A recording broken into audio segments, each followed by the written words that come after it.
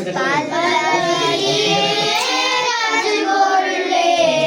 বেশি খুশি হন আল্লাহ। সব কাজে চাই পাল্লা, পড়তে লিখতে প্রতিযোগিতা, মানুষ সবার জন্য খেলায় ধুলায় প্রতিযোগিতা, সুস্থ